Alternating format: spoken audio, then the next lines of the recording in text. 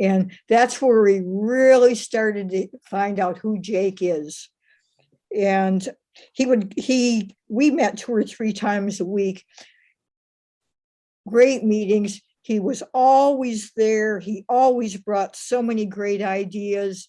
He always had so much to say about the candidates and what we needed to be doing. And we eventually, during that process, asked him to be part of the board, and very happily he accepted. Yeah. And,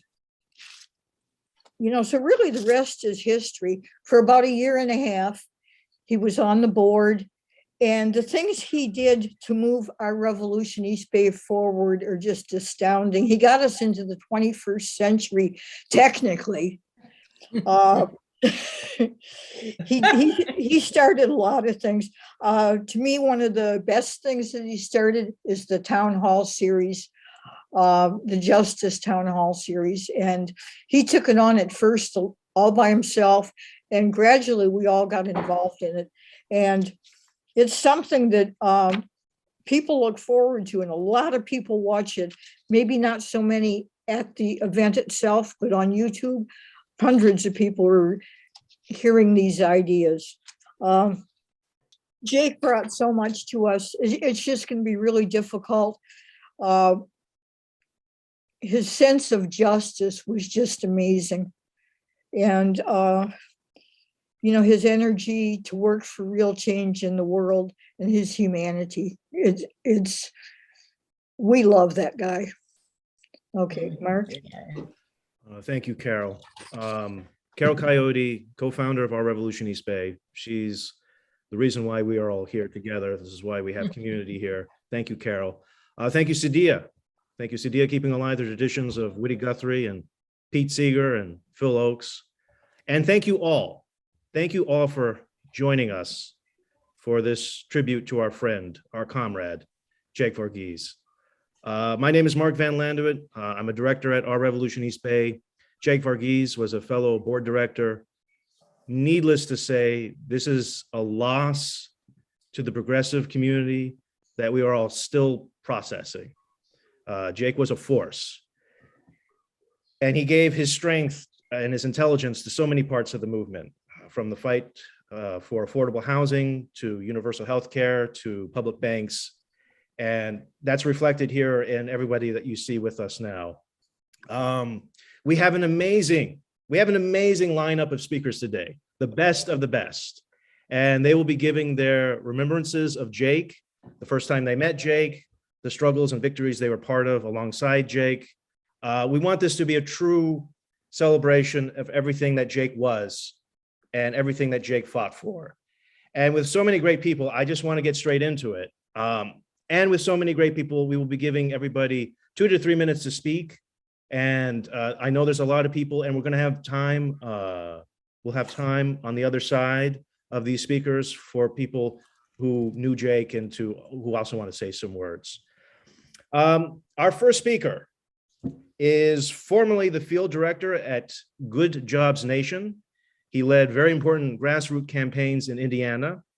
He is now the field director at Our Revolution National, which means he has to deal with all of us wily and unwieldy Our Revolution chapters. If there's anything more difficult than organizing organizers, I don't know. We are very pleased that he was able to make the time. Please welcome Our Revolution field director, Mike Oles. Mike. Thank you. Thank you, Mark, and thank you, Carol, and thank you for everybody for being here tonight. I'm good on audio. You can hear me? We can hear you. Great. I met Jake, I think about the same time Carol met Jake, the summer of 2019. Our Revolution had just gone through a major transition. Nina Turner and the squad that had led Our Revolution had moved on to the Bernie 2020 campaign. And we were recruited from Good Jobs Nation, which was a union organization fighting Trump in the Midwest around offshoring jobs and his fake populism. And we were able to come over to Our Revolution. And as somebody who supported Bernie in 2016 and was on stage with him when he won the Indiana primary, it was an awesome moment to come over to our revolution. As a lifelong organizer, really started organizing in the late '90s in high school and college, so when we came over to our revolution, we went on a national tour trying to meet up with our local activists and our local members, and headed to our revolution, Texas was one of our first stops on this journey, and mostly because we had Jim Hightower, a board member and based in Austin, and we had two great staff members, Kristi, Lara, and Clayton Tucker, in the Austin area, and then up in Dallas where Jake lived, and Kristi had got to work with Jake quite a bit, and so that we hung out with Jake, we hung out with this great team, and our executive director was with us also. His name is Joseph VARGHESE. And so Jake VARGHESE and Joseph VARGHESE, and I guess I'm not quite sure of how it works out, but I guess the "G" in front of VARGHESE meant like a higher standing society or something. So there's a big joke about that. But with what I love so much about Jake is, as organizers, as all of us who are in this movement a long time, it's really hard to find folks who just stick with it day in and day out, who don't give up, who bring a fierceness and a passion, but also some common sense and a great love for others. And so getting to work with Jake in Texas, and then also in California, we started up a Thursday night get together with our Revolution California activists. And so sometimes it was a strong meeting, sometimes it was just Jake and Glenn and myself just hanging out and talking as friends. And so I just really want to, as we, mourn Jake's loss and uplift everything he brought to this movement into our lives, just want to say that Jake is somebody that we hope to run into many times in our work together. There's somebody who can help anchor a group, help anchor a movement, really be part of what we're trying to do. Not me. Us is one of our great catchphrases, and I just feel like Jake, he brought that every day, never gave up. And when Glenn Glazer reached out to me and told me the sad news, I was at a loss for words and in shock. I talked to Jake right before sort of the holiday season really got into gear, and was looking forward to working with him this year. And so just want to share that, in our world, having somebody like Jake in our corner, always there, never giving up, providing technical support, but also out there organizing. You don't find people like that. And Jake is a progressive hero and a progressive organizing hero. So thank you, Jake, and thank you to everybody here, and thank you for letting me speak tonight. Thank you, Mike, and once again, thank you for making time tonight. Our next speaker is with us representing our sister group, the San Francisco Berniecrats, which is an incredible group I've always, from a distance, looked upon with admiration. He is a person who brings gusto, that wonderful term by William Hazlitt, gusto to every event with his intelligence and with his verve. He has been a champion of our progressive champions, Jane Kim, Kimberly Ellis, and of course, Bernie. He is Bay Area Vice Chair for the California Democratic Party Progressive Caucus. He is Brandon Harami. Brandon.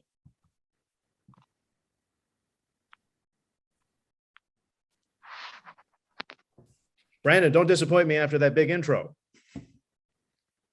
Oh dear. Is he not on? Oh, he disappeared. Mark, maybe go to Kristi from Texas. She's representing the Texas OR group. So this is a late addition to the roster of speakers, a very welcome late addition. She is in Dallas, Texas. She is regional director of organizing for Our Revolution National. And we're very pleased that she's here. If you tune into the Our Revolution National live streams, you will know that she's always present and always the one that is the scene stealer. So with that, please welcome Kristi Lara. Kristi. Thanks for that intro. I very much appreciate that, Mark. I haven't been on a call in quite a while, and I've been gone due to some health issues. And, if we start off where we first met Jake, or when I first was introduced to Jake, it was, I believe, 2017 or 2018. And Nina Turner had come to Dallas. And, all I remember is this like really tall dude, right? Really big guy. And he's not loud and he's not obnoxious, but he kind of had this like fire spirit, right? You kind of know it when you mean it, and when you meet it as an activist. This guy seems kind of cool. And we kind of found a good fit with our group in North Texas, in Dallas, because Jake was a tech guy and part of the Progressive Coders Network. And I was the field director. And so one of the best things you want to hear when you meet somebody like that is, let's dig in, right?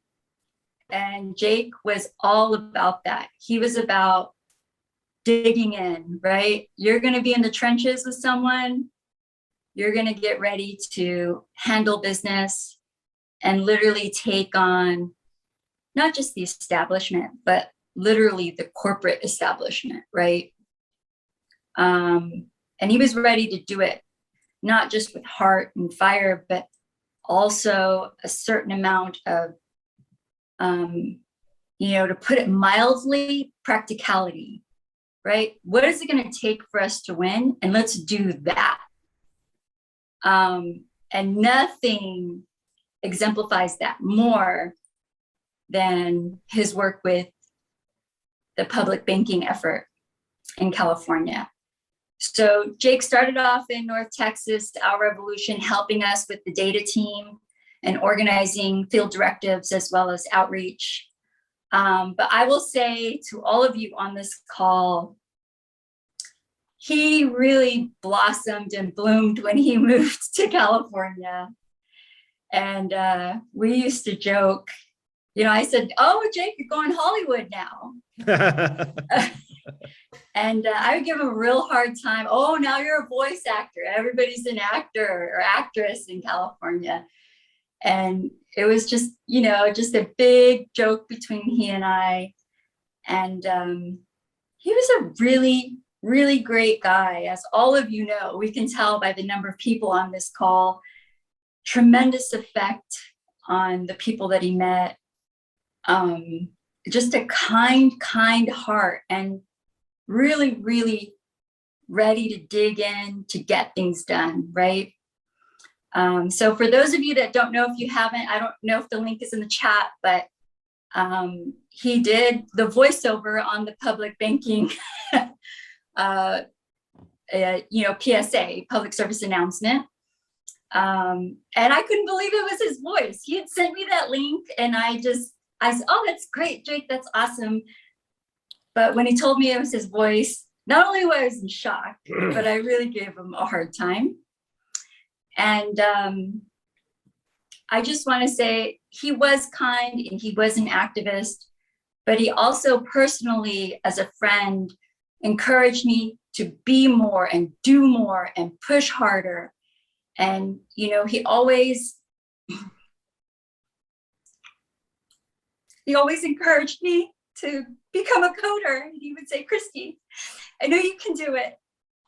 So for those of you on the call, if you have a calling and that fire spirit in you, we can all take that heart of his and try to learn to code, because we have to work smarter. We have to work hard, but we need to work smart.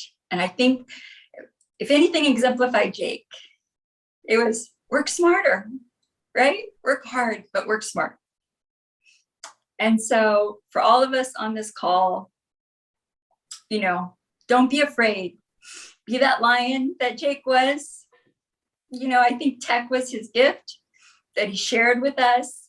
He built so many websites, gave us so many resources, helped when I needed help, encouraged me, and really was just he was a tall guy in real life, but his heart was also very large, and he was able to inspire me as a leader.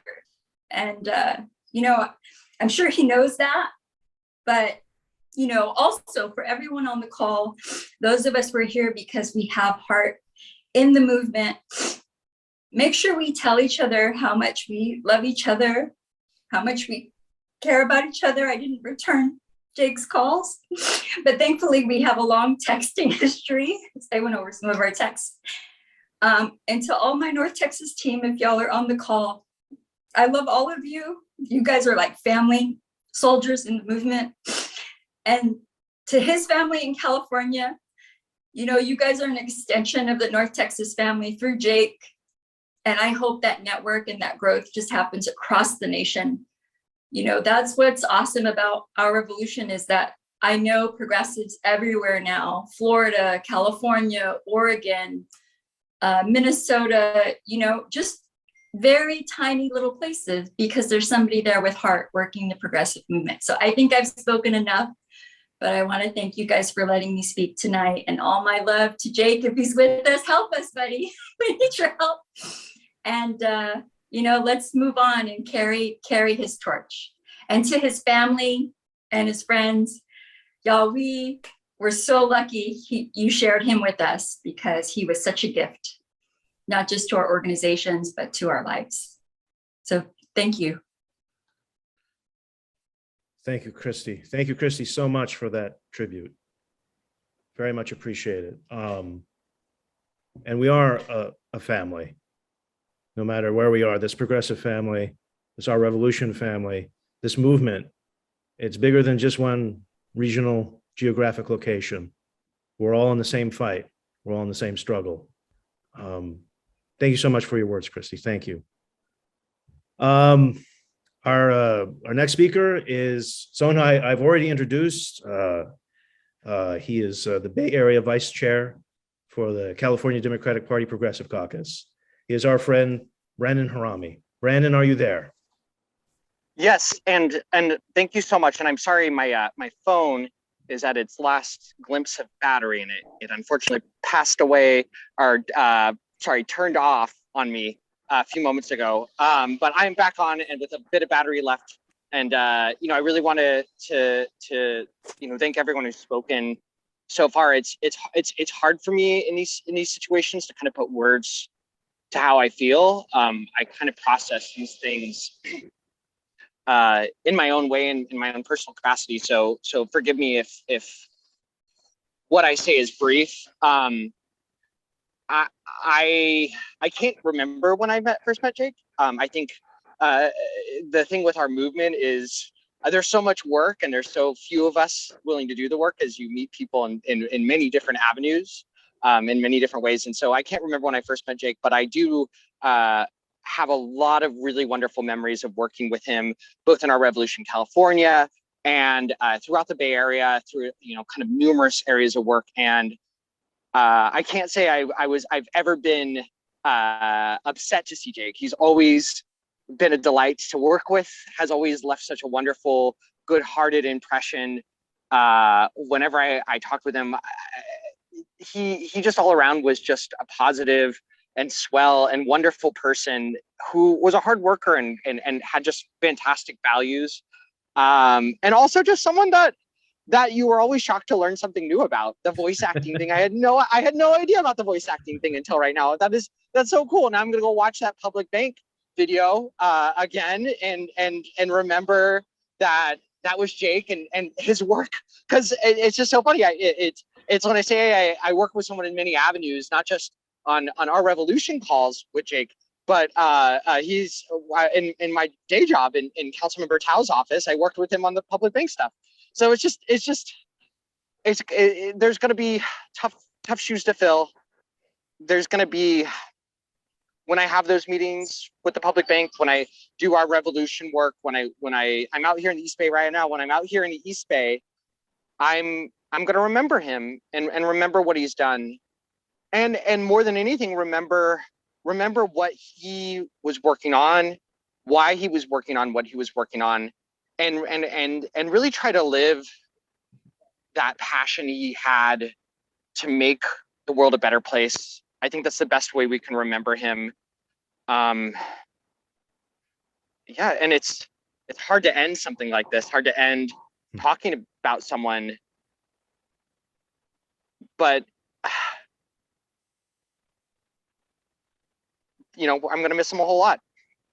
And I'm just so happy to get a chance to talk with you all and be here with a bunch of people who will miss him, and for all the right reasons too. So I just gonna end with, you know, the best way we can remember him is to just keep up the work, keep fighting for justice, and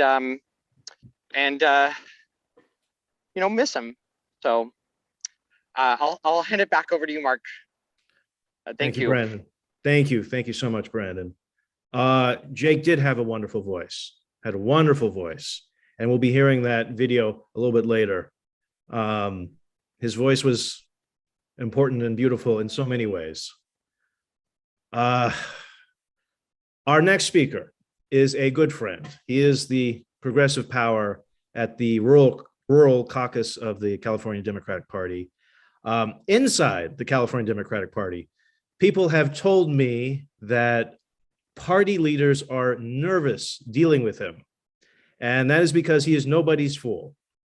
He is founder of Our Revolution Santa Cruz. He is Glenn Glazer. Glenn.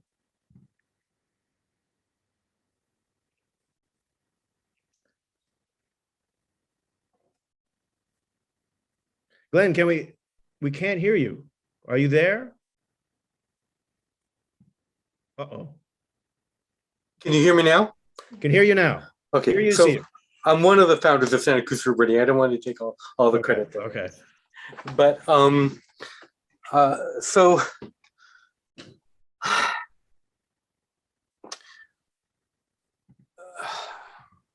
I'm after the trouble we had. For those of us who worked on Delane's campaign for governor, trying to get a progressive governor in the state, one of the things we tried to do was get an Our Revolution endorsement. And it was difficult because of all the number of different chapters there are. So we created, with Mike's help, as you heard, what's called Our Revolution California, or ORCA. And I was the representative from Santa Cruz for that. And that is where I met Jake, representing Our Revolution East Bay. And we first bonded over the fact that we're both developers, right? We're both software developers. And, you know, we would talk shop and, you know, talk about how the website maps were all screwed up and why they weren't showing events and things like that. And he founded Progressive Coders Network, which was an amazing thing to take open source programming and wield it as a progressive tool. The whole concept, the whole idea was brilliant. Just absolutely brilliant. And then I got to know him through, you know, various ORCA meetings and other things, other work together. And the thing that I really valued about him is that true progressive at heart always wanted, you know, the progressive goals that we're all fighting for. But he was also the core practical person about it. He wasn't willing to spend endless time arguing abstruse academic, you know, what flavor of this or that are we talking about, or, you know, weird points off the side. He said, how can we get this done? How do we get this done? That combination of practical, pragmatic, and progressive was so uniquely Jake. And what I will always carry with me in my memory of him is like he was like a force of nature. I don't really knew anyone like him, and I'm going to miss him tremendously. And I think I'll leave it at that. Glenn, thank you so much. Thank you.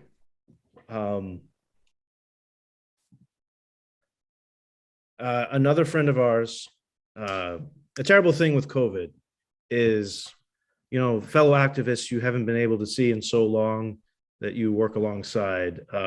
You don't you don't realize you missed them until you spot them in the corner of a Zoom screen.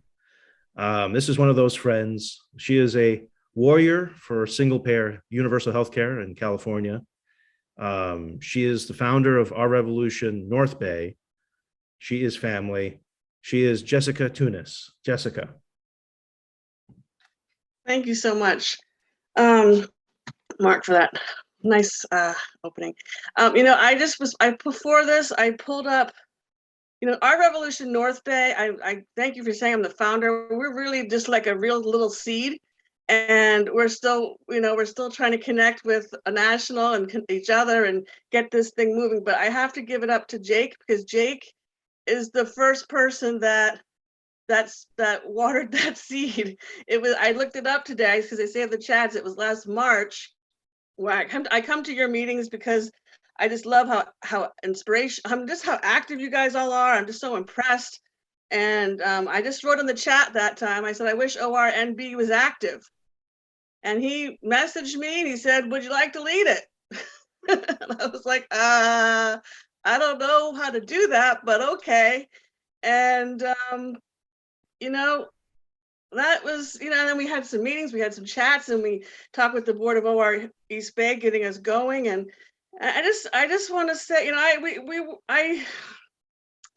was just, I don't know, I just want to, I just know that I want to thank him for that. And I honor his memory for all that he, I was like, I don't know if I can do that, but he was like, oh yeah, you can. And we're going to help you.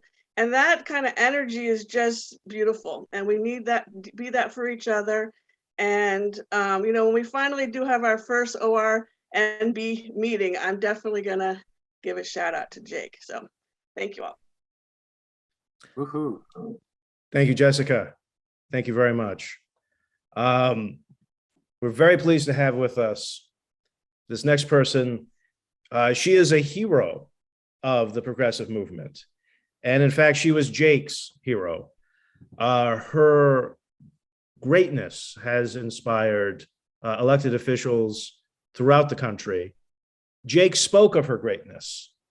She is co-founder of the Richmond Progressive Alliance, former mayor of Richmond, the mayor that oversaw the Renaissance in the city of Richmond, and a long string of triumphs. Her latest is the Blue-Green New Deal for the city of Richmond, which is going to start a wildfire of environmental policy throughout the Bay Area.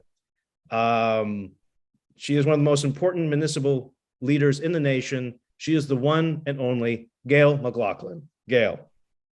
Oh, thank you so much, Mark, for those kind words. I really appreciate it.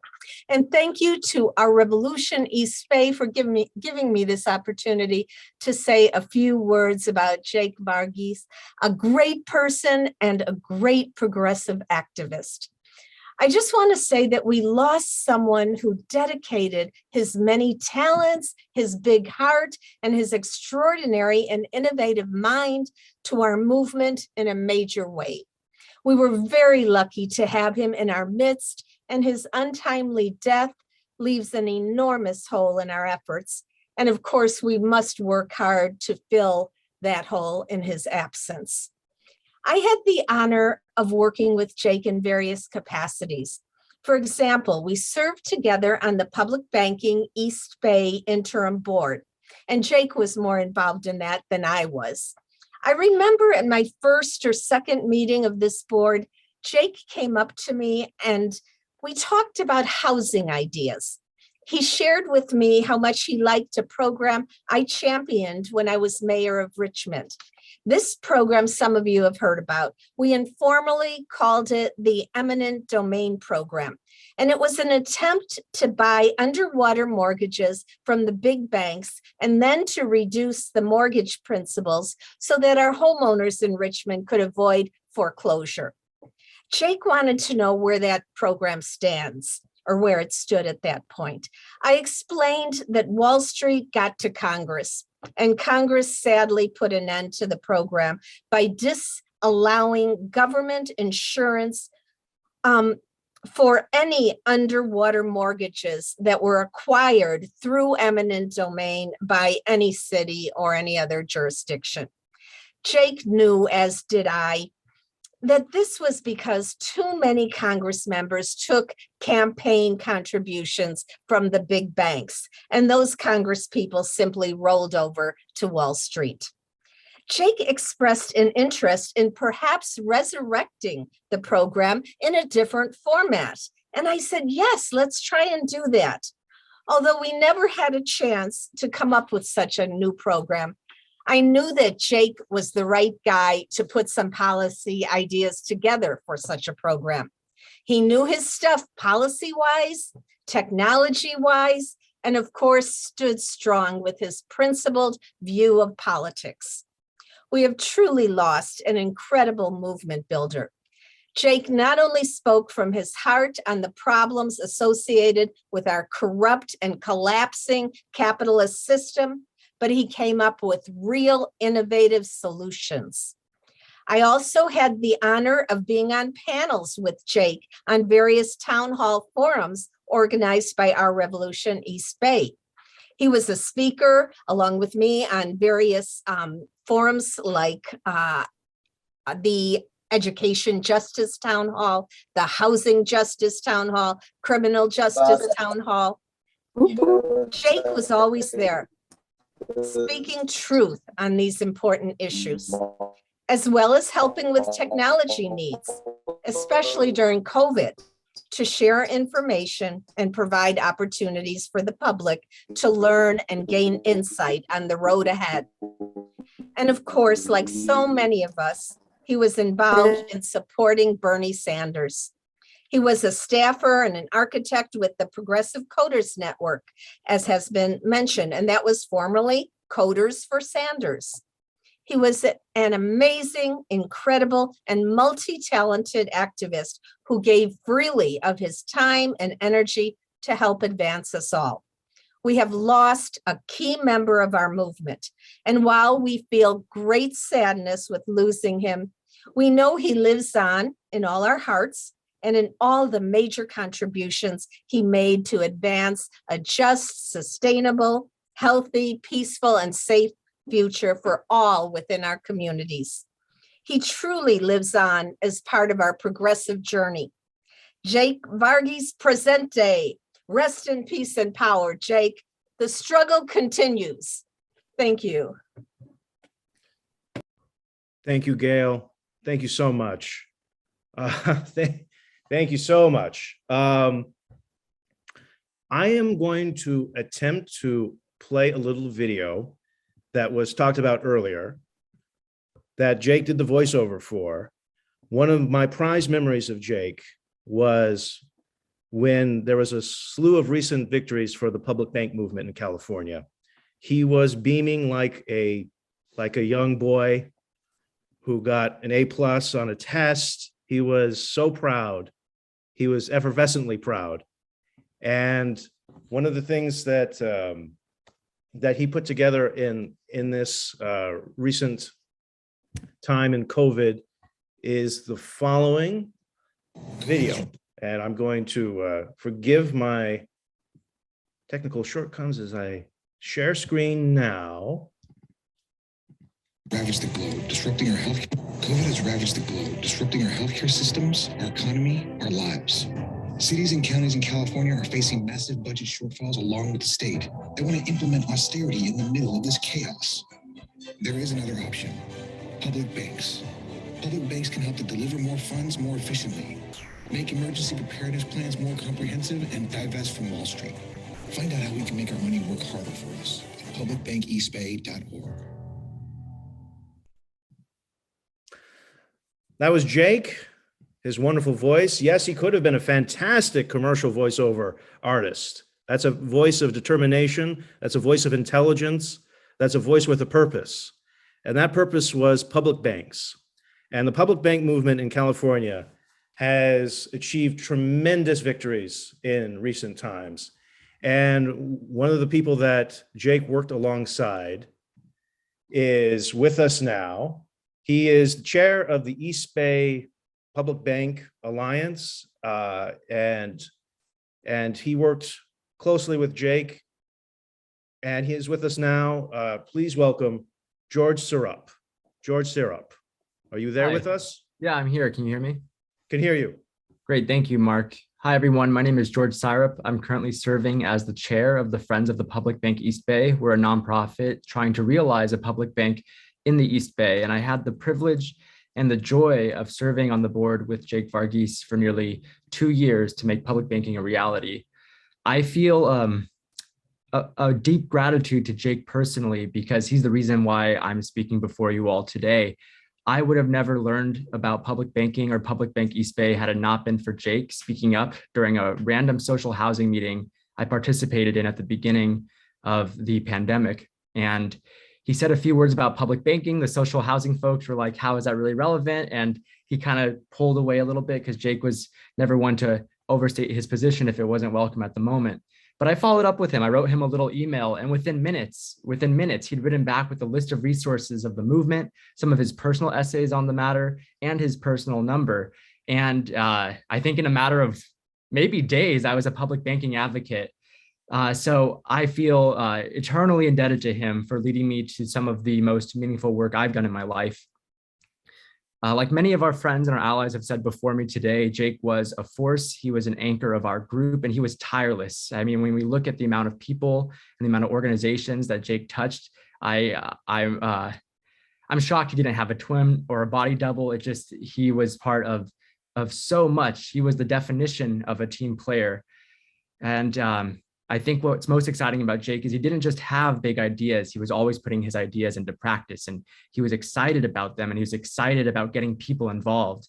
And he approached everyone with this humility and this patience, and he was infinitely generous with his time and his knowledge. And whenever there was an issue with tech, whenever there was an issue with policy, you could just sit down with Jake and he would walk you through it step by step. No ego, just giving and giving. And you could pick up the phone and you could call him, and you knew he would either pick up immediately or call you back. He was dependable throughout. Jake just always had your back. And I just feel like his passing felt like this immense, I've said this before to our group, this immense paradox. How could someone who's always there just not be there anymore? And so his absence is deeply felt. Jake had this funny bio on our website, on the Public Bank East Bay board website. It's very simple and to the point, very much like Jake. It was engineer, activist, and wizard. And as we wrestle with the very real feeling of loss that Jake's absence has created in us all, I hope that space is filled by a silver lining of the company that we share today. Building a progressive movement was Jake's mission and his calling. And this memorial, even in his absence, is to me a testament of Jake's wizardly magic. And on behalf of the Friends of the Public Bank East Bay, I just want to say that we would not be what we are or where we are today without Jake. We miss him dearly. And when the doors open for a public bank in the East Bay, I know Jake will be there. To Jake's family and close friends, I'm so sorry for your loss. Jake was clearly so loved, and I hope you're as proud of the life that Jake led as we are. And Jake was about making change. So I want to end what I'm saying on a positive note. Let's go out there and make that change in his name. Rest in power, Jake. Thank you. Thank you, George. Thank you, George, so much. And may there be many more victories for the public bank movement in California and across the nation. The fight for a Green New Deal is also the fight for public banks.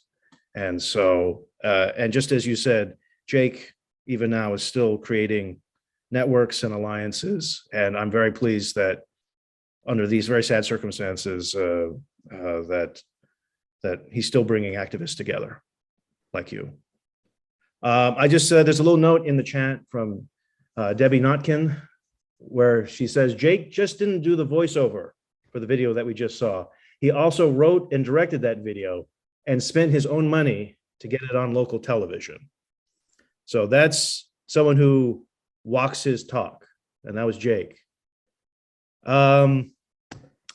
We have a friend, we have family from the Progressive Coders Network that was originally Coders for Bernie.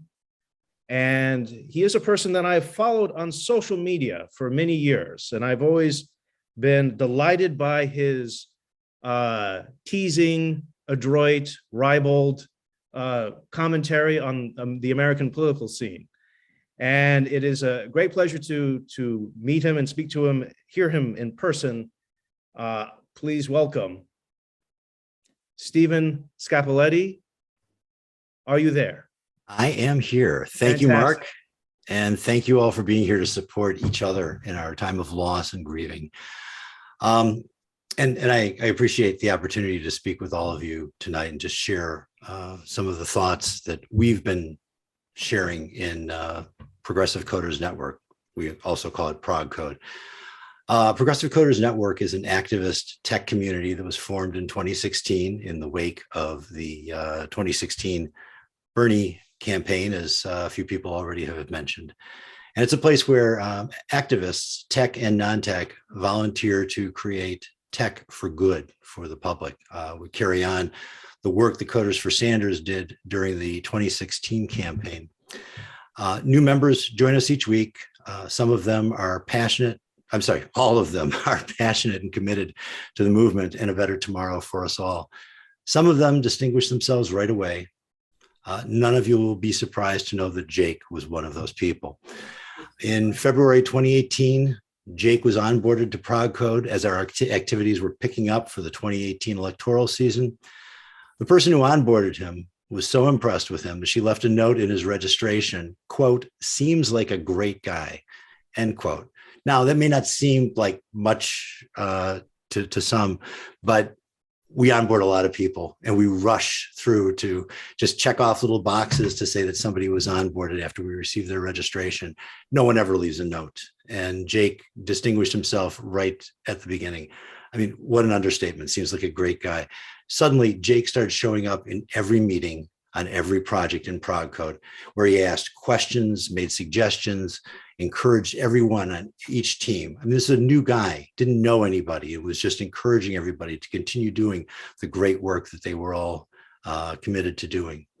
And as he learned about each of the apps, he offered to help in their development, often guiding the planning and the strategy in each one. So you won't be surprised also to know that we immediately considered him a staff member, and we gave him a Prog Code email address, which he used to great extent, always to promote our community, promote the work that we were doing, and do outreach to help us find resources to help build our volunteer community.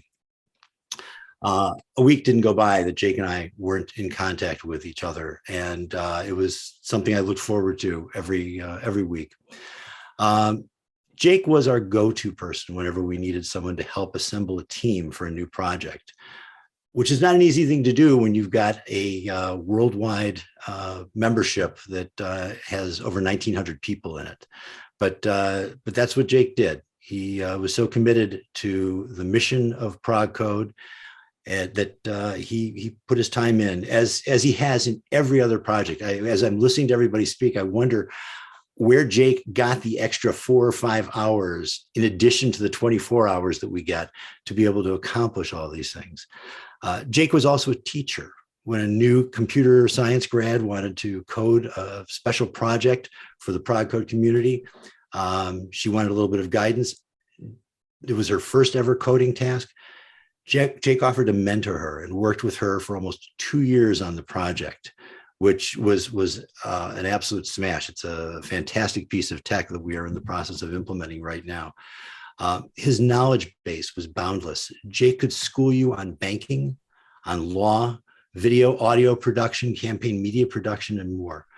Whenever he'd want to run an idea by me, I'd have to set aside 2 hours because I knew it was not going to be a surface discussion. It would be in depth, and it usually was accompanied by some document or outline that Jake had spent hours putting together that I would have to study. But I always walked away knowing a lot more than I did before. In the past 2 years, Jake helped organize development teams on 2 of our latest projects, Opt Out News, which some of you may be familiar with. It's a mobile app that aggregates independent media news, and EnviroTrack, which is an environmental project that is an air quality detection tracking app. Jake was instrumental in these and other tech projects that will benefit people in their communities for years to come. Jake's legacy lives on in all of us. His presence will always be felt by us. I really appreciate the opportunity to talk with all of you and share these feelings of the Prog Code community. regarding our brother Jake. Thank you all. Thank you, Stephen, and give our respects and condolences to the entire progressive coder community. It's amazing hearing each speaker. I recognize the depth of the loss that we're all facing with Jake, and also just so impressed with the breadth and of everything that he was involved in. I'm sure we're all feeling the same growing loss of this great man. Our next speaker. Our next speaker. Let me go ahead and mute this person for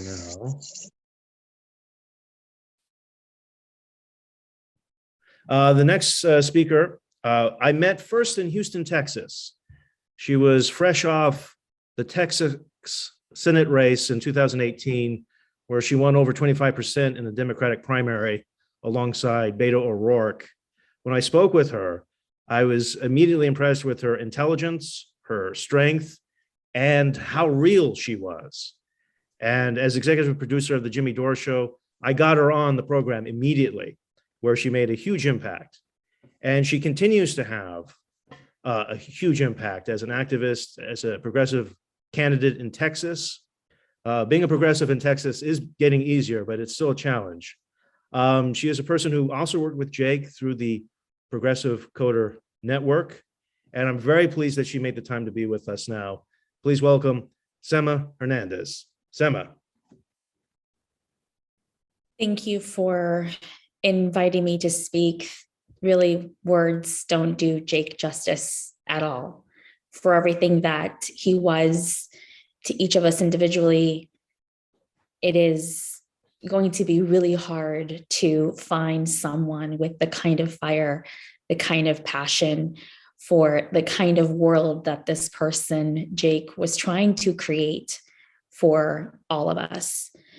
And there isn't a day that would go by that I would not see a message from him in Prog Code. I joined Progressive Coders Network probably 4 months after he did. And immediately when I was in one of the community ops meetings, he recognized me and we just started chatting, and he obviously thought I must be a coder. And I thought, oh no, I am not a coder, but I wanted to bring somewhat of the skills that I have in organizing to help with any kind of coding stuff that was being developed in Prog Code. The conversations we had on politics and just the integration of tech organizing and politics was just absolutely mind-blowing. I learned so much from him, and I just am going to miss him very much. I already do. I think the biggest impact that really just that he had on the work that we do in our environmental justice organizing in Texas is when I happened to be in a meeting and he was there, and there was this great immediate need to develop an air monitor project, which Stephen talked about, called EnviroTrack. And he was the first person to jump on board and say, let's do it. We can do it. And I was just so grateful that someone cared enough to not say no, but to be the one to find a solution. And that's the person I will always remember Jake to be. Is he never said no. He never gave up. Even if it was tough, even if it was an uphill battle, he would find a way to make it happen. The last conversation we had with Jake in Prog Code, we ended it in such just a great conversation again about Texas politics and about just how difficult it is to be in a progressive movement, trying to do politics, organizing, and coding. We were supposed to continue the conversation after the holiday. And since his passing, I'm always just wondering what kind of advice he would have given me, because I just learned so much about him, and I learned a lot about myself, that he made me want to learn things that I didn't know I wanted to learn. Like, that's the kind of person that he was. And although I came into Prog Code not knowing how to code, now I am motivated to want to learn how to code his favorite coding language, which is Ruby on Rails. And that's what we have to do. We have to learn how to do the things that he was doing so we can continue to maintain the work that he put in place. He was an amazing architect of tech, but also of movement building. So we didn't have to continue using the systems that exist that don't help us. I'm going to go into the Prog Code meeting on Monday, and I'm going to miss seeing that message, seeing his name on the video screen, and just joking about the fact that I don't know how to code. Joking about the fact that, you know, just the day-to-day stuff, but mostly he'll joke. I can't even imagine how many other people he impacted with his work, with his conversations. And I'm so glad that the talks that he gave, presentations that he gave on healthcare and systems is recorded, so we can look back at the knowledge that he so willingly shared with the rest of the world, in hopes that people would be motivated enough to do something about it, to be involved, to be engaged in doing more for the movement and continue building on this. And I hope that it inspires all of us to learn how to work with one another and how to dismantle systems of oppression and build new ones. Thank you all for being his friend. Thank you all for being involved. Thank you for sharing how he impacted you. This gives me a much greater sense of who he was, because we didn't all know everything that he did. But I know that we are all missing him right now.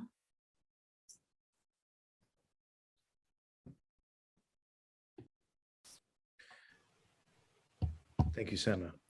Thank you so much for those words. As much as we knew Jake, he was always a little mysterious. We didn't know the full scope of his interests, of his commitments, but we all knew of his intelligence and dedication, and we all have to stretch ourselves a little bit more to fill the gap that he leaves behind. One of the gaps that have just been created, he was just elected to the KPFA listener board of directors, which is the Pacifica radio station here in the Bay Area. The Pacifica network is going through incredibly stormy moment in its history of survival. And Jake getting elected gave all of us hope of an intelligent, stable, sane, innovative thinking force. And we don't have that now. And it's appalling how short a time, a frame from his election to this moment is. To speak to on that, we have a dear friend of mine, a mentor even. He is director of one of the most important documentaries in recent years, Heist, Who Stole the American Dream, also director of an absolute masterpiece called The Long Shadow, which I encourage everyone to see. He is the person that brought Jake into the Pacifica radio network madness. He is our friend, Don Goldmacher. Don, are you there? Yes, thank you, Mark. I hope you can all hear me and see me. We can hear you. I don't see you. Oh, well, that's because I'm in another app, so I can read what I need to read. Is that okay? That's fine. That's fine. Okay, so to begin with, I am speaking on behalf of KPFA Protectors, a group that was put together this past spring to run for the KPFA local station board election. And I want to begin this tribute to Jake by thanking Carol Coyote for sending Jake to us. I reached out to Carol last spring saying we would like somebody or someones to run for the local board. And she sent us Jake. And we had no idea what a wonderful person he was. We all quickly recognized how brilliant Jake was, how passionate and devoted he was to making this planet a better place for all. His energy, enthusiasm, and knowledge was such a gift to us. We all deeply miss him already, and all that he gave to our efforts to better Pacifica Radio. Listening to all of your tributes this afternoon only deepens my sense of, my God, we've lost a giant. And I wondered, in my other hat as a retired physician, when did he sleep doing all these things? So we will miss him deeply. He not only jumped into this, but he brought all his techie skills to bear very quickly, helped set up a website, did all the spreadsheets, created master sheets for us to call everybody, et cetera, et cetera. And it was like whiz bang. And he only spoke when he had something he needed to say to make clear. And I was so impressed by that behavior on his part that he never spent excess time. He always was terse and clear and to the point and helped move us along every time we met. I also want to read another tribute from Carol Wolfley, who's another member of the KPFA local station board. Jake was there helping and caring about KPFA and KPFA Protectors from the very beginning of our campaign. He shared his amazing tech skills with generosity, kindness, and patience. And most of all, his strong and clear political insights guided our work. Here's a quote from him that inspired us and will continue to strengthen our work as we move forward. This is Jake's quote. "We are in a dangerous time. We are surrounded by corporate propaganda, which has corrupted every single institution in our country. Independent media is critical to society now more than ever. They are the only ones fighting against the corruption, and we must do everything we can to protect the few remaining institutions left. Jake, we will miss you and treasure the time that you were with us, which was all too brief. We share in the grief and loss of everybody on this call, along with members of his family. And we're not sure how we'll ever replace him. Thank you for your time." Thank you, Don. Thank you so much. Our next speaker is someone I'm very proud is with us right now. Berkeley would be a much poorer place without this person. She is an elected commissioner on the Berkeley Rent Stabilization Board. She is a warrior for tenants' rights, affordable housing, rent control. These were passions of Jake. And these were passions of Jake because of his belief in a just society and in social justice. He taught me about policy, that if a policy lacks ethics or lacks justice, then it's a failed policy. And it's one of the things that he told me that I will always remember. We're very pleased to have with us an important progressive to the Bay Area. Paola LaVerde, are you there? Yes, I am. Thank you. Thank you very much, Lara, for allowing me to speak this evening. Paola LaVerde, para servirles. Rent Board Commissioner and Chair of the Berkeley Tenants Union. I was truly saddened when I heard of Jake's passing, and I was actually just kind of floored. Although I never had the pleasure of meeting him in person, I do know that his passing, and with his passing, we have lost a thought leader and a champion on how to deal with the speculation and commodification of housing. And, I was really, delightfully impacted by his presentation at the October 23rd OREB Housing Justice Town Hall. And if you have missed seeing that town hall, please go to YouTube and check it out.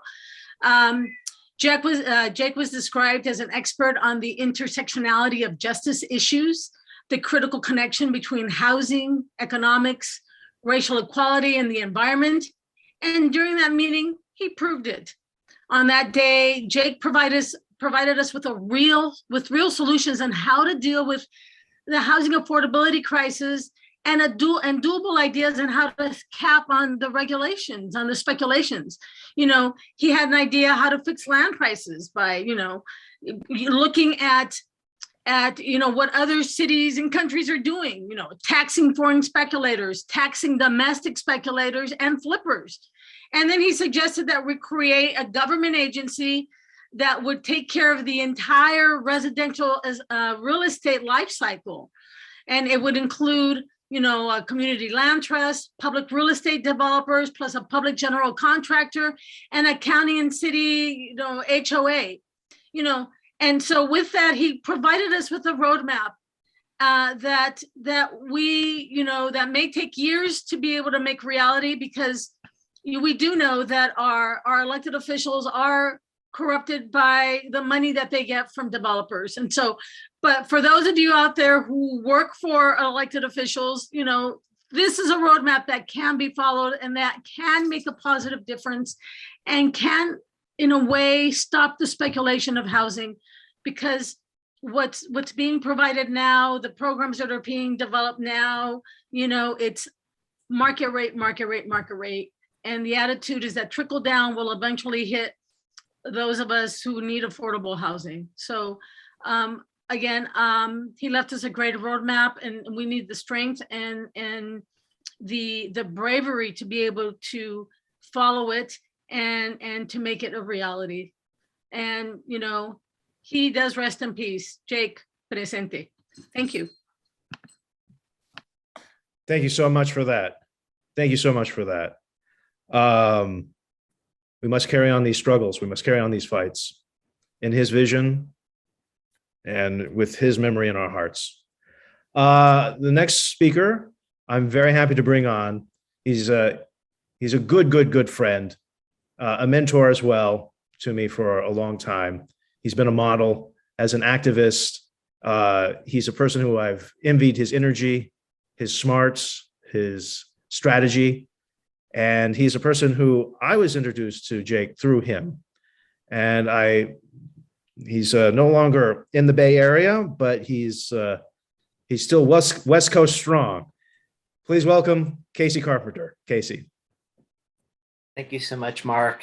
Casey Carpenter, he, him, his. I'm calling in today from the occupied Clackamas Chinook lands, which is just outside of Portland, Oregon.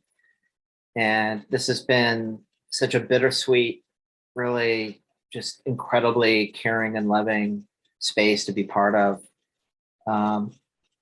because it is so hard to really celebrate Jake, because I'm really feeling so much emotions, but I'm also so thankful that I'm here with so many of you today that I miss so much.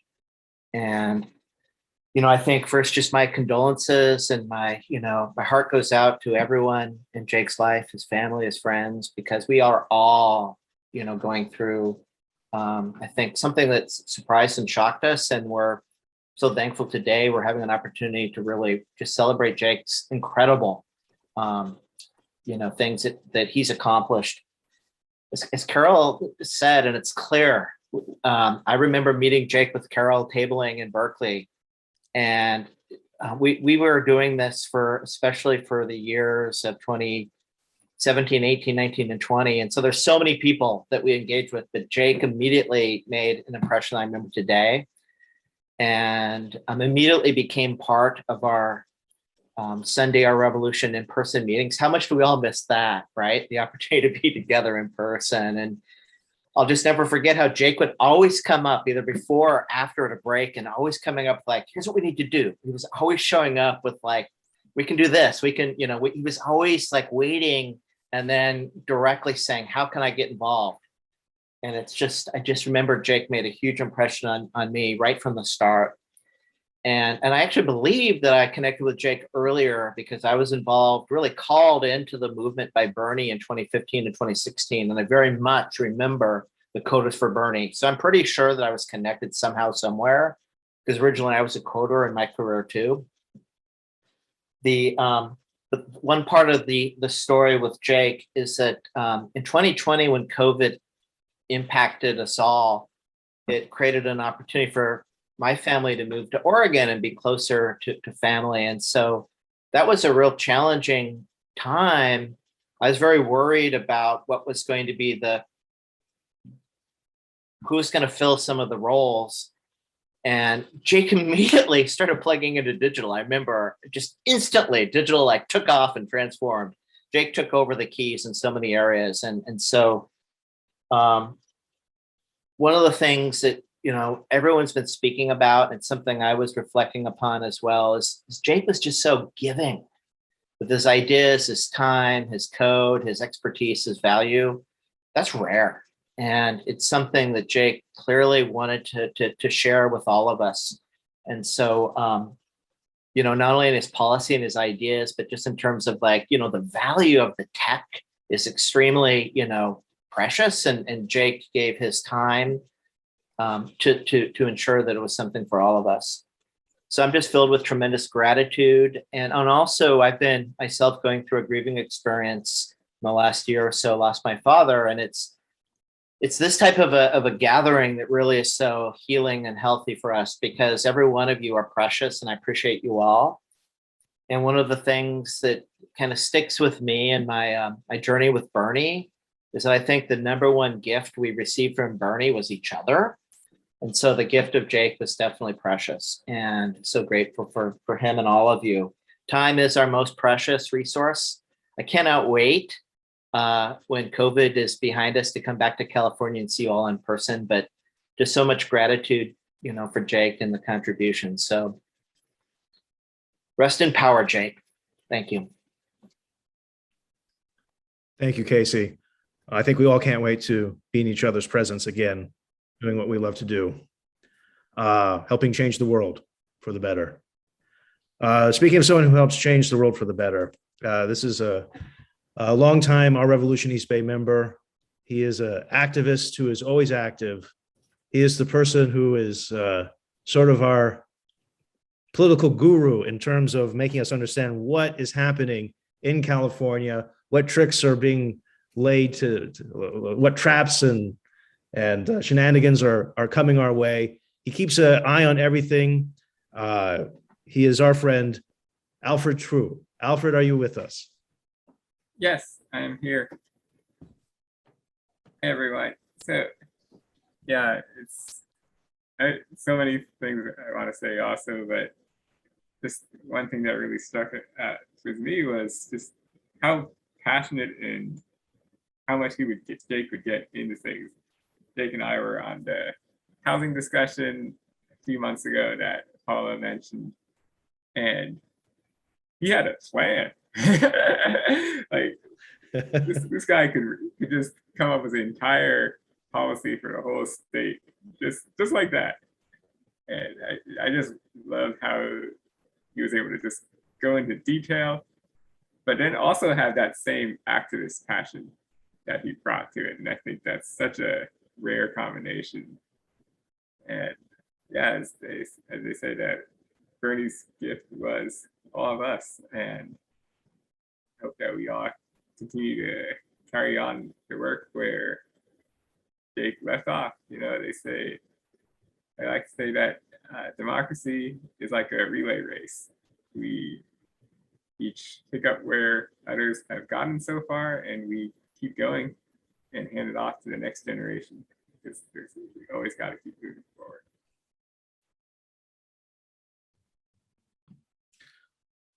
Thank you, Alfred. Thank you for that. I should mention that Jake's brother is with us. We're very thankful that he made the time to stop in. I know he is, of course, going through an incredible grieving process, and he has a lot of commitments that with the final details of Jake's passing. But we're thankful that he made the time to be here, and I hope he understands how much his brother meant to all of us, how much he meant to this movement, to this community all across the country, from Texas to California, and how many lives he touched. And I really appreciate him being here, and I hope he understands that the loss that he's feeling, we are feeling as well. And on a brighter note, we have a person that we're very happy to have with us. She is running for mayor of Oakland. She's a civil rights attorney, part of the Northern California ACLU, and she is member of the Communications Workers of America, Local 9415, and she is a delegate, ADEM delegate for the California Democratic Party for AD 18, I think. She'll correct me if I'm wrong. Thank you for being with us. Please uplift us with your memories. Alyssa, Victory. Great to have you. Are you with us? Yes. Can you hear me? We can hear you. Good evening, all.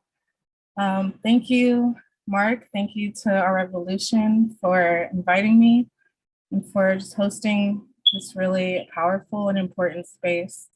I feel I was just starting to get to know Jake, and now I get to know him better through all of you. I am Alyssa Victory. I'm joining you all from Oakland.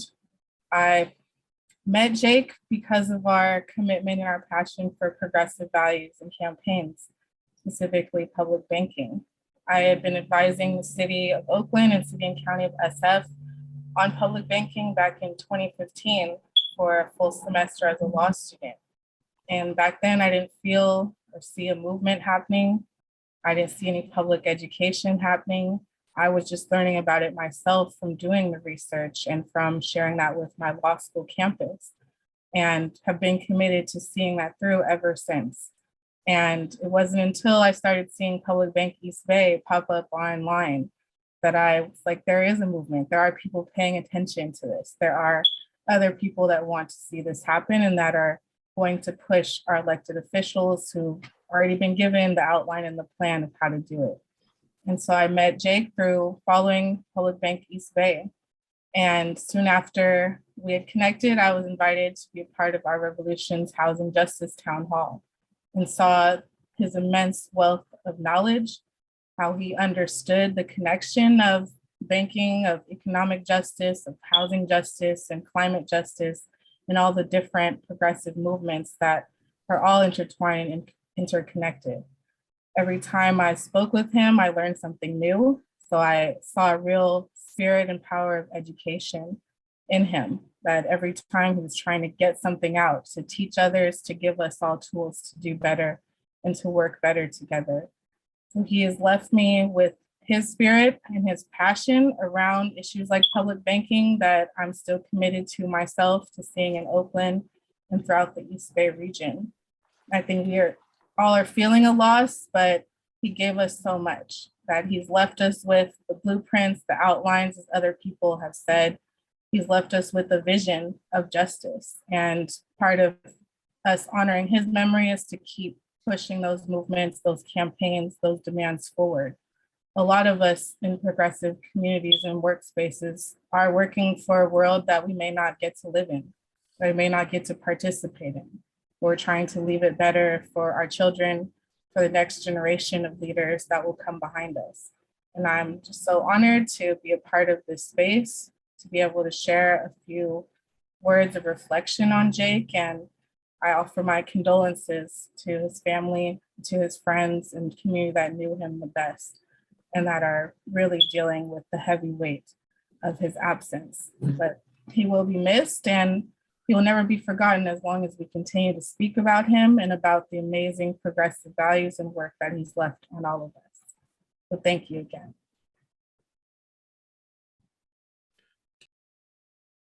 Thank you so much, Alyssa. Thank you for taking the time and being with us, and thank you for those generous words. Our next speaker is a dear friend.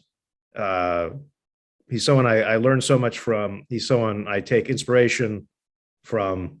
He's former chair of the San Francisco Bay Sierra Club chair, former chair of that chapter, the Sierra Club. He's chair of the Environmental Caucus of the California Democratic Party. Dr. Vitska accurately refers to him as an angel in human form, for indeed he is. He's someone who worked with Jake, and thank you for being here. I'm going to bring him on. Igor Tregub. Igor. Thank you so much, Mark. And first of all, I want to thank the 64 people assembled here tonight. And I know we had others as well. And I've been thinking about just what is the measure of a life well lived? And I think Jake epitomized it in two ways.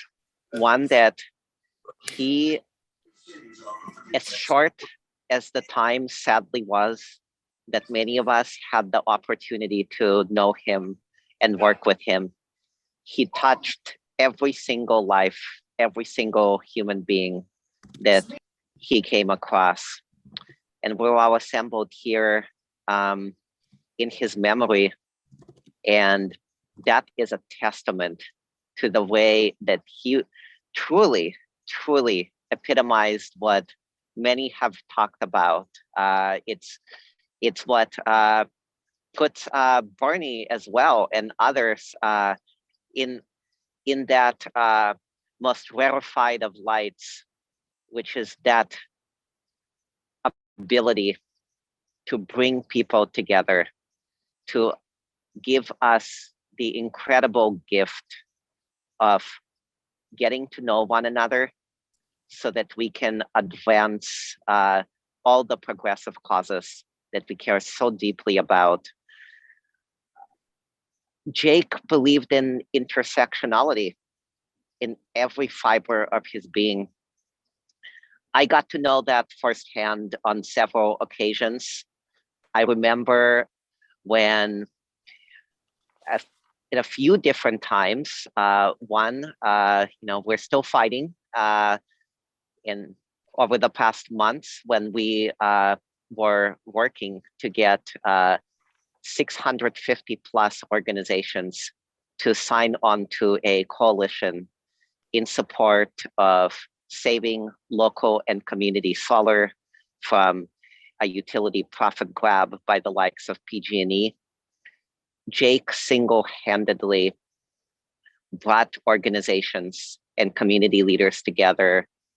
He went above and beyond just getting our Revolution East Bay onto a letter. He connected us with so many others that are now signed on to that letter as well. I also want to remark on something that was mentioned earlier. He didn't have to use words. And when he spoke, everyone knew that it was really important. There was a situation where an attempt to get the Sierra Club to support a public bank in the East Bay hit a snag. There were not enough votes in a local group, and we had to bring it to a higher up body for adjudication. And that was the Chapter XCOM meeting where Margie, Lewis, and Jake were just phenomenal. And he didn't have to say much. It was actually his face on the Zoom. Like, how could you say no to that face? And so this passed unanimously after that. I really, I've been learning so much from all of you about the many facets of Jake. Paola, thank you so much for mentioning that meeting on October 23rd. I'm going to have to go back and watch it. Unfortunately, that was the night before our fight at the California Democratic Party, which many of you assembled here also were involved in, to divest our money from fossil fuel and law enforcement entities. And that was another fight in which Jake was very helpful and very instrumental. I frankly don't know how he found the time to do all of it, but I think it had to do something with that magic of intersectionality, of knowing that we, even in the absence of answers, I saw in the chat earlier, and I shared that, even in the absence of what would Jake do? What would Jake tell us? I believe that he's watching down on us from the heavens right now.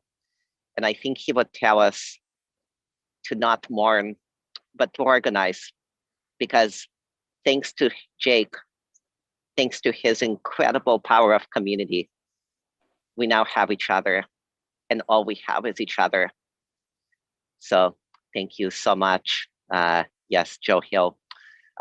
Thank you so much. My condolences to all his family and friends and incredible community.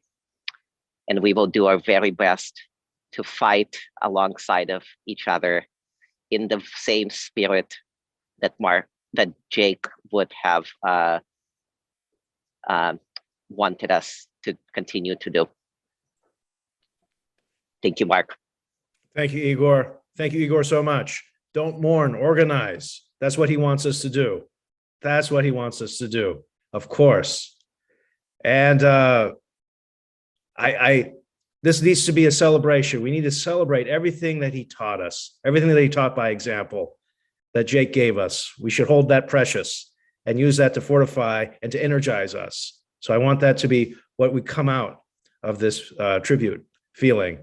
This is our next speaker will be the last of the planned speakers. We're going to play a little video of Jake, his little manifesto that he put on video back in 2017. And then we're going to go to whoever wants to, who worked with Jake and whose life was touched with by Jake. If they wanted to share some words, they will be allowed to. But we must have on, our next speaker is Jake's best friend. He was the person who knew Jake best. He is a Bay Area native, but he met Jake in Texas. And I'm wondering if this person is the reason that we are so lucky in the Bay Area to have had Jake. I imagine him regaling Jake with stories of California that enticed him out here. He was part of many of Jake's big ideas, and I've been very happy to get to know him in recent days. Please welcome AJ Anand. AJ. Hey everybody, what's up? I'm AJ, a close friend of Jake's for many years. I would definitely say California has always been on his mind, even before I told him how much he needed to come out here. But this is really difficult for me, so I'll try to move, quick and be strong through it. But there's not going to be another Jake, so I know this is a huge loss for so many. Jake was a special person that you only come across once in a lifetime, honestly. Like, I don't think that there's ever going to be someone like him again that comes across this earth.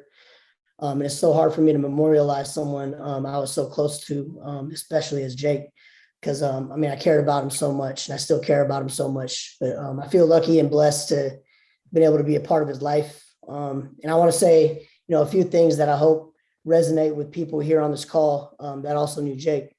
As all of you who came across him have shown us, Jake was a very interesting person. like his whole life, he was a very, very interesting person. From the very first time I met him in 2002, all the way up until the 2 weeks before his passing, meeting him at Adidas to buy a pair of shoes. Like, no matter what, Jake was always a very interesting person. And he also was a teacher. So I learned so much from Jake on such a broad, humongous range of topics over our 20-year friendship. The lessons that, you know, I want to mention are, you know, that you can transform yourself into something completely different than what you are right now. You can transform yourself into something completely different than what people think of you. And, you know, whenever they do think of you, you can be a different person at any point that you feel like you want to be that different person. And you got to be fearless in pursuing knowledge and truth and communicating that truth. I mean, you got to simplify things, how things that seem complicated are always just kind of wrapped up in this, like this ball of convolution and complexity to try to keep us from understanding the real truth behind why things are done the way they're done. I learned to unwrap all that shit and speak, you know, truth to simplicity. And he also taught me a lot about coding, some of the more unsavory parts as well. You know, that's probably a story for another time, but he taught me a lot about coding for sure. He was a compassionate human being. And when you were with Jake, you know, Jake was nowhere else but, you know, besides right next to you. Even with all the things he was doing, you guys have been talking about all the different things he was doing. He was present in every single moment that we ever spent together. You know, Jake had a way to make my wife feel like she was a part of every memory that we reminisced on, you know, like she was there. In every conversation, every decision, you know, like she was a part of it. And I've never seen my wife as comfortable around any of my knucklehead friends as she was with Jake. So, you know, that's something I'm definitely going to miss. You know, he was his authentic self, and, you know, he understood everybody had flaws and that those flaws aren't a moment to reject a person, but instead a moment to embrace a person. And, you know, when Jake was around, you always knew you had a friend with you. Really cared about people and their well-being. And, you know, Jake's always going to be a part of the voice in my head.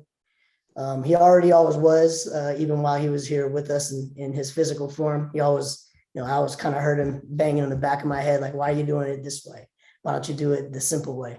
But I wanted to thank all of you guys for doing this. It means so much to remember, you know, the ones that we lose along the way. And I look forward to, you know, fighting and scrapping in Jake's name, because, you know, it's not over. As all of you guys have mentioned, this is, you know, we got to keep moving, and we got to move in his name, and make sure we're always just chilling like Jake. Thank you, AJ. Thank you so much for that. Yes, the struggle continues. Yes, we've got to fight on. And we're very thankful that we had Jake up to this point for that fight. He's been so important for all of our lives. I'm going to play a video. This is a video that Jake produced for a seminar he conducted, which was called Creating Heaven on Earth. And I miss his voice so much. And so I'm going to share this now.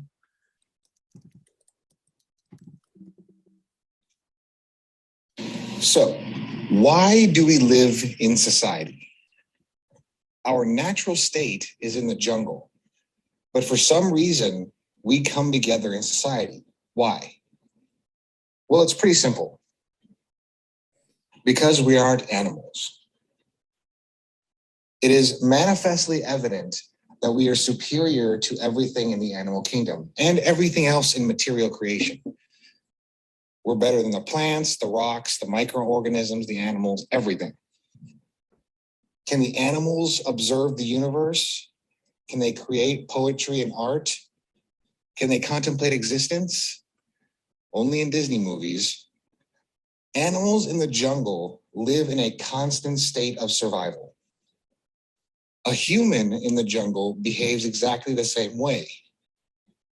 So where does this come from then? Where does this urge to live in society come from? It clearly doesn't come from nature or anything else in material creation. If it did, then the animals and the plants and everything else would also have society and civilization. They don't. We know it doesn't come from there. So where does it come from? Well, it's pretty simple. It comes from the spiritual side of our existence, not the material side. Thus, society is a spiritual concept. And let's use this as the first principle of society. the foundation for everything that emanates from society. Everything we build needs to be on this foundation. When we allow materialistic institutions to thrive in society, all we do is create a jungle inside of society. And a jungle inside of society is worse than the jungle of the real natural material world. In the jungle of nature, you have a chance of survival. You can try to get food by getting up a tree and getting fruit or nuts or shelter somewhere. In society, we don't allow that. We need currency to get food, and we have property rights. So we need to alter our foundation for policymaking. We have to constantly ask ourselves, does this policy start from a spiritual, social, moral point of view, or is it a materialistic one? If it's simply a materialistic one, all we're going to do is create a jungle. And at every step of the implementation, we must check to see if we are still on the foundation or veering off. And it's not just in the implementation. During the analysis of the problem and the solution design, we have to check also. We need to ask ourselves, what is the true benefit to the average citizen? Are we helping the least of these? Should we allow an institution to exist that can bring harm onto society? Should we allow social processes, i.e. the economy, to exist solely for materialistic reasons, like money? Should we allow an institution to exist that can poison our food or our water or our air or our public discourse or our children or our education or our health or our minds? As an engineer, we know that when we look at a problem, we don't immediately solve the problem put in front of us. We make sure that it is the core problem and not just a symptom of another problem. When I look at society and I look at all the problems we have around the world, I keep coming back to this. Our materialism and arrogance are killing us. We are allowing anyone to poison anything as long as they make money. This cannot go on. It's not sustainable. We need to replace the materialism and arrogance with spiritualism and humility. What we need to do is build a society and a planet whose foundation is firmly upon do unto others as you would have them do unto you. This is what our new foundation for society should be.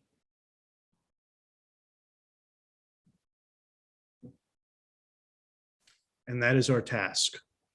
That is our task going forward. At this moment, I want to open it up to people that joined us on the call, joined us on this meeting. If anybody would like to say some words that from people who knew Jake, worked with him, go ahead and make yourself known now.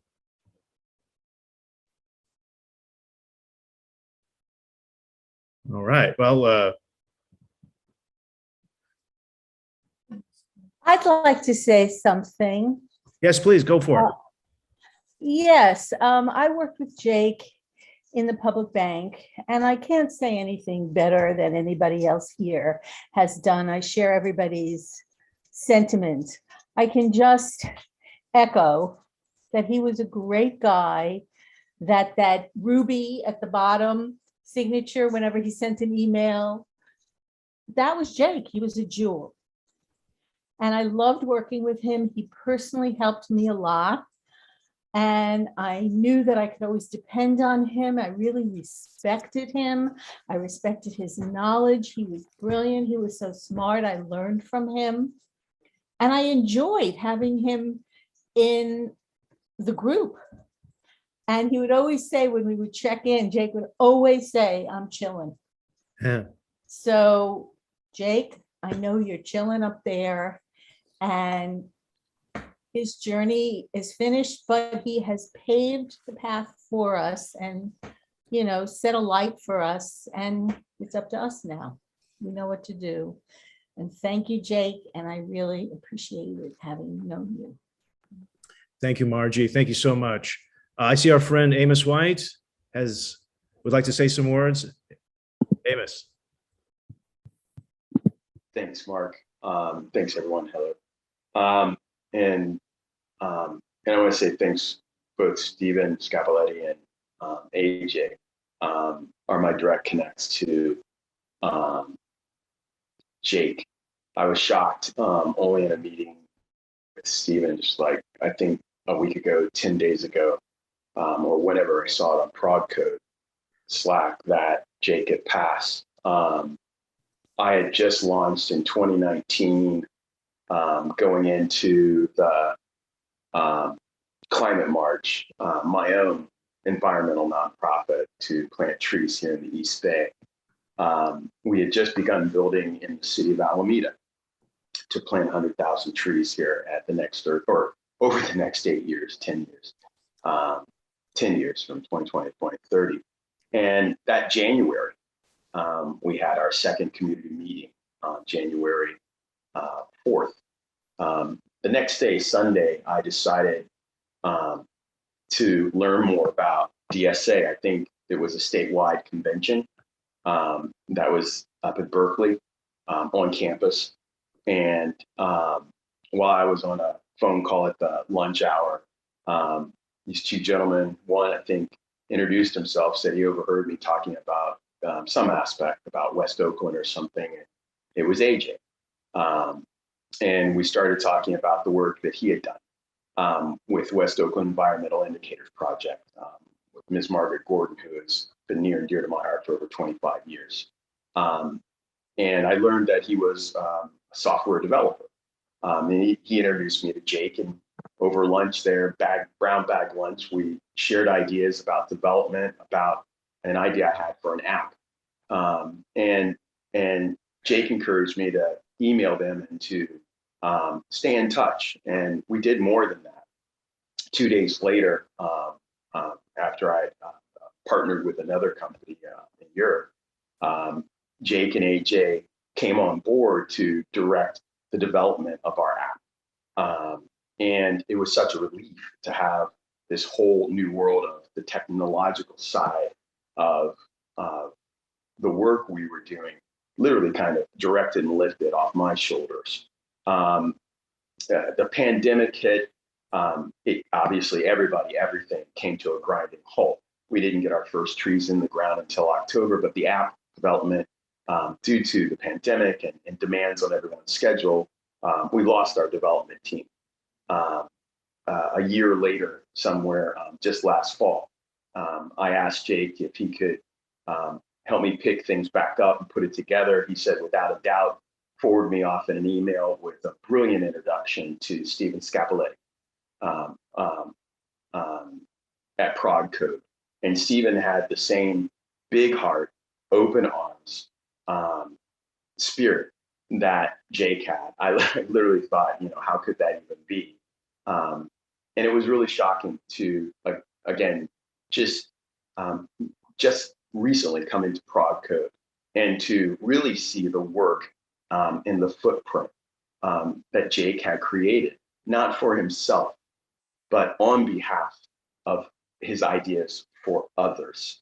And it's that same sense of selflessness, big heart, big vision, but ceaseless passion to want to fill voids, want to fill the gap, and to pitch in and just create things that began to build bridges, either with people, which he did by introducing people to my nonprofit, but also with the projects he did, Prod Code and/or with the bank here in the East Bay.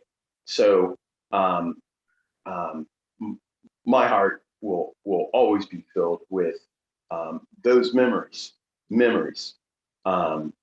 of the work that Jake, in my mind, continues to do, because he has, I think maybe it was Igor who said, has touched us deeply. And that's what resonates forward. Mark, I heard you say something like, It's a huge loss on the board of KPFA. You know, it's just going to be a loss. I've never I even had an opportunity to disagree with you and say, not that you missed a mark, but it's just a glass not half empty, but it's half filled.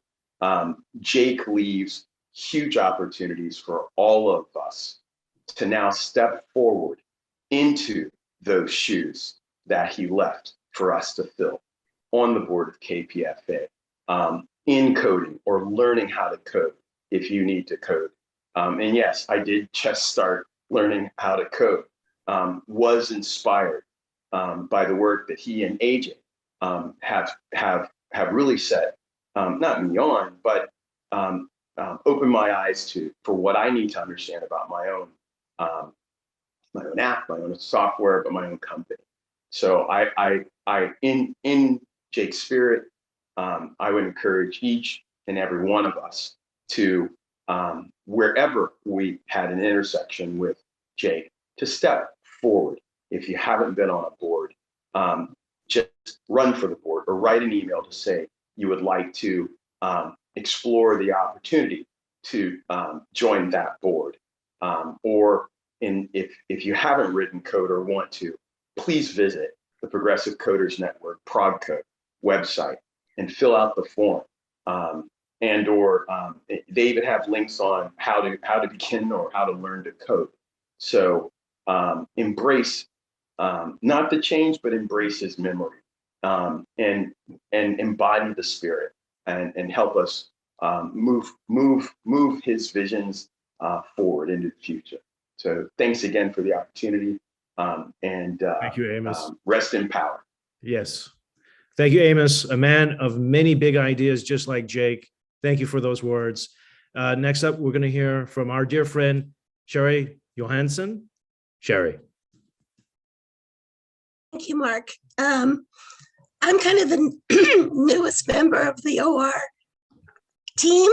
And I'm of course met Jake through his work with Bernie Sanders, but as I joined the Our Revolution board, I worked with him on the town halls and was just blown away by his immense intelligence and knowledge, and as everyone else has said, his intersectionality.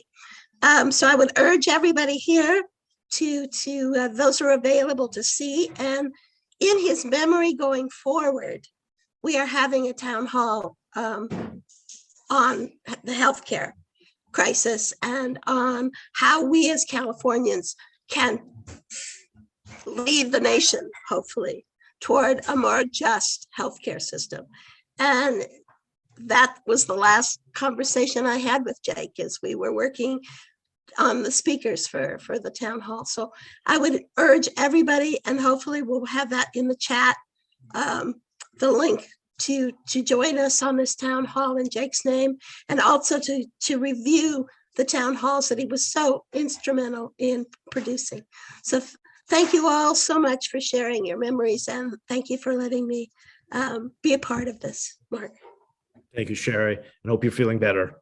The last person on stack is Kat Hartman.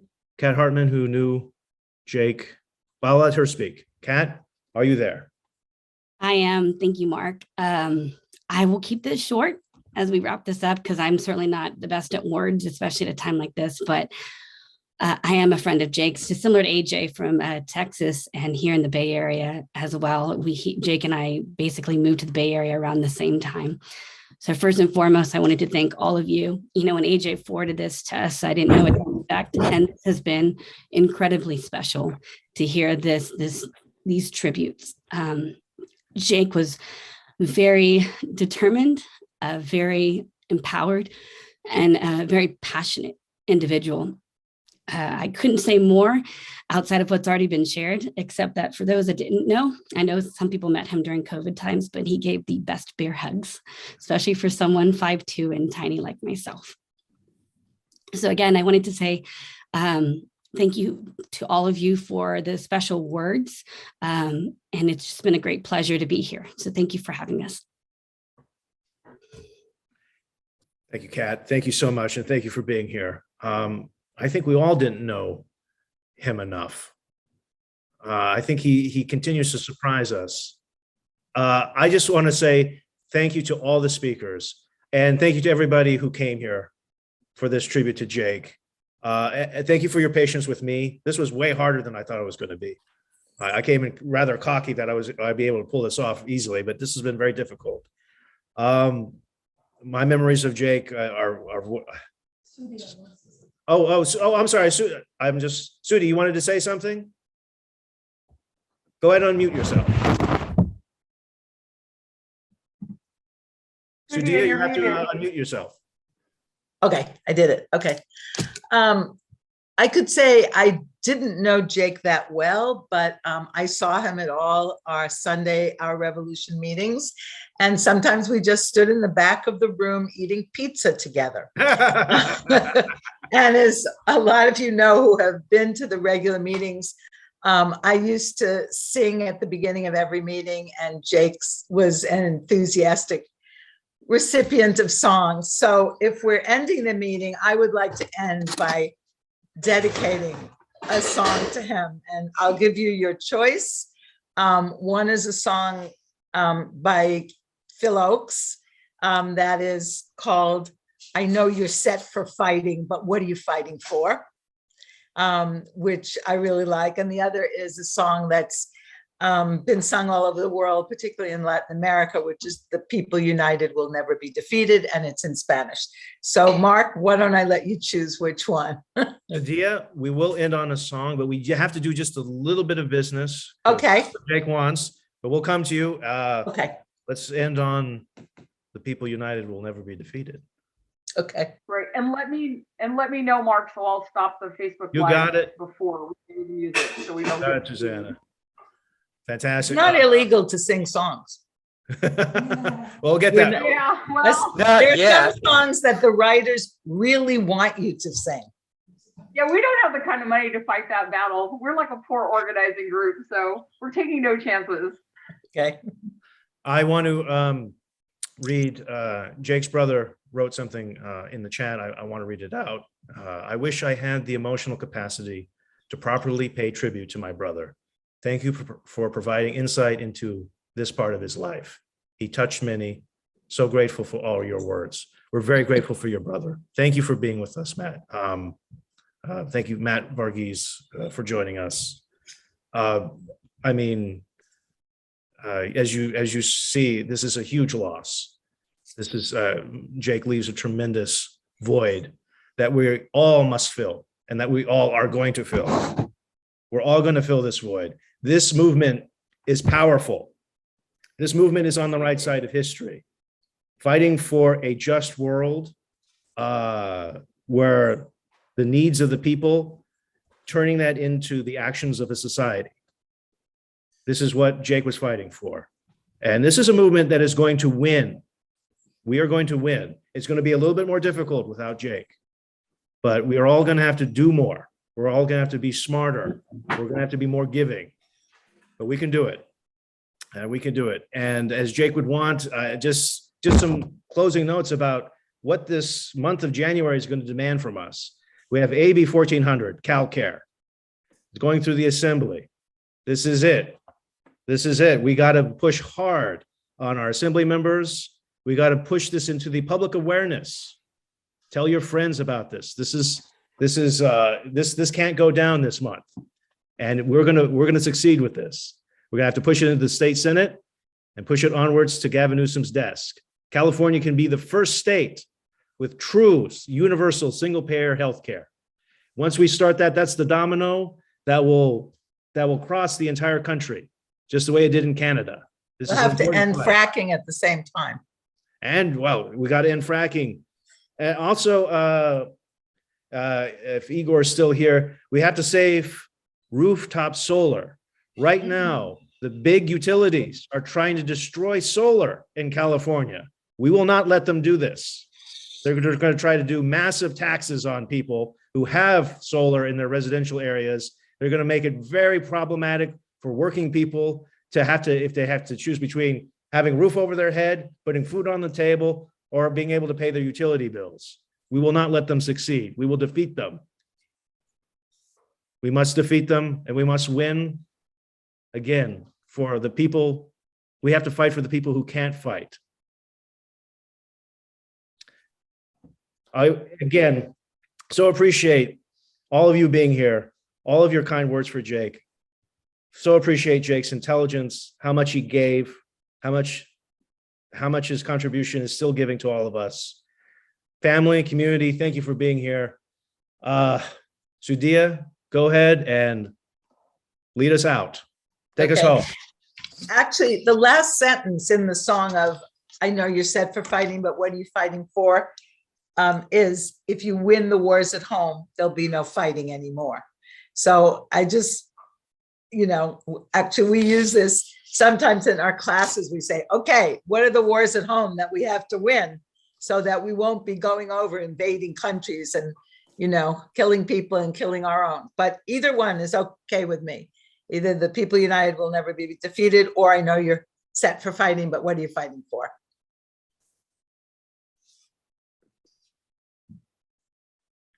Any opinions?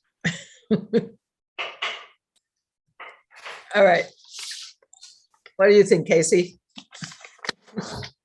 What do you think, Alfred? What do you think, Joaquin? I think we got time for both. Oh, you want both? Just start. Let's talk. Let's Okay, it's okay with me. All right.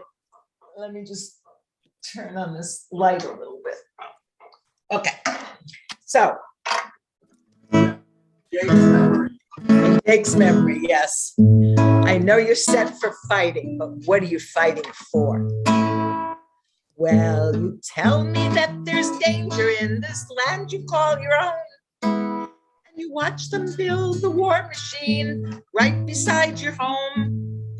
And you tell me that you're ready to go marching to the war. I know you're set for fighting, but what are you fighting for?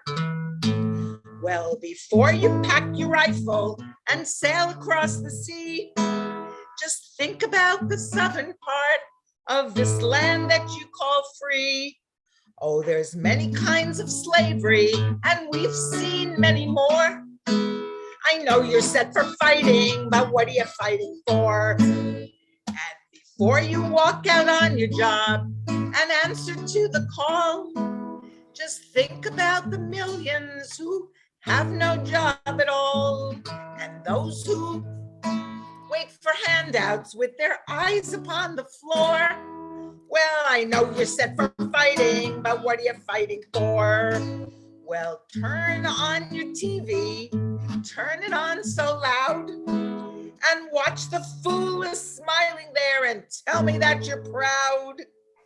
And listen to your radio, the noise it starts to pour. I know you're set for fighting, but what are you fighting for? Well, read your morning papers, read every single line, and tell me if you can believe that simple world you find. Read every slanted word till your eyes are getting sore. I know you're set for fighting, but what are you fighting for? Well, listen to your leaders, the ones who won the race, as they stand right there before you and lie into your face. If you ever tried to buy them, you know what they stand for. I know you're set for fighting, but what are you fighting for? Put ragged clothes upon your back and sleep upon the ground, and tell the police about your rights as they drag you down, and ask them as they lead you to some deserted door. Yes, I know you're set for fighting, but what are you fighting for? But the hardest thing I'll ask you, if you will only try, is take your children by the hands and look into their eyes, and there you'll see the answer you should have seen before. If you win the wars at home, there'll be no fighting anymore. If you win the wars at home, there'll be no fighting anymore.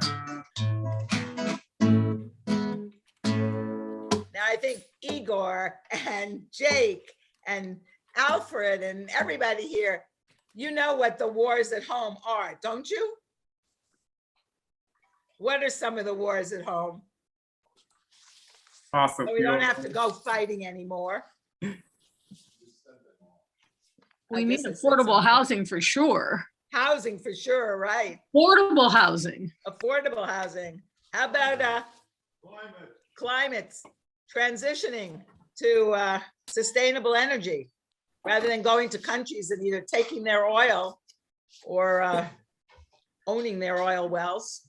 Yeah. If we don't watch out, we're going to have a literal civil war in 2 years. Oh, scary, isn't it? Yeah. There's so many things that we have to work on here. Healthcare says. Healthcare. Yes. Living I like your wages. sign, Alfred. Green New Deal. What? Sorry, Okay, Green New so- Deal. I'm sorry, I didn't hear. Green New Green Deal. New Deal. Oh, yeah. of course, Green New Deal. Yes. Yeah. Green New Deal, Medicare for all, and creating some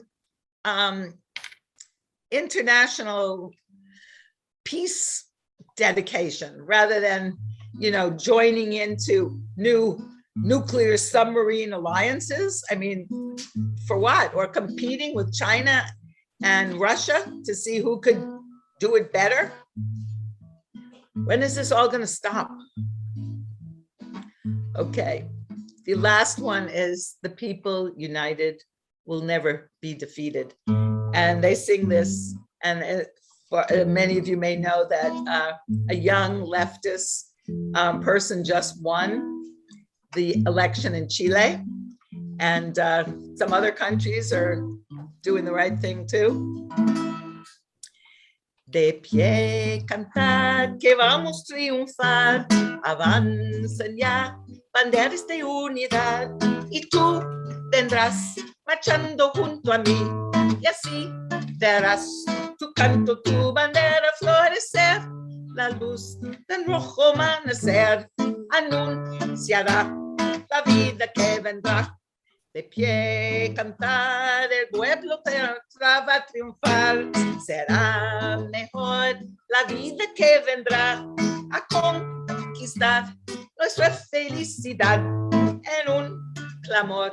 Mil voces de combate se alzarán, dirán, canción de libertad, con decisión la patria vencerá. Y ahora el pueblo que se alce en la lucha, con voz de gigante, gritando adelante. Now this is when everybody holds up their fist. El pueblo unido jamás será vencido. El pueblo unido jamás será vencido. De pie cantar, el pueblo va a triunfar. Será mejor la vida que vendrá a conquistar nuestra felicidad en un clamor, y voces de combate se alzarán, dirán, canción de libertad, con decisión, la patria vencerá. Y ahora el pueblo que se alce en la lucha, con voz de gigante, gritando adelante. Ready? El pueblo unido jamás será vencido. El pueblo unido jamás será vencido.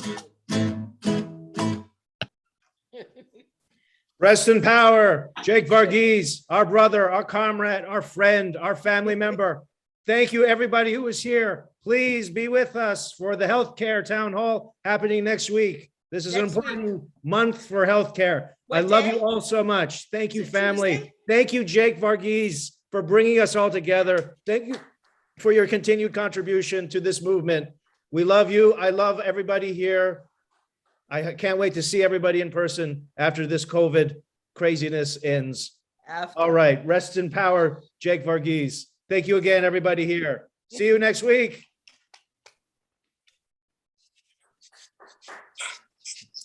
Mark.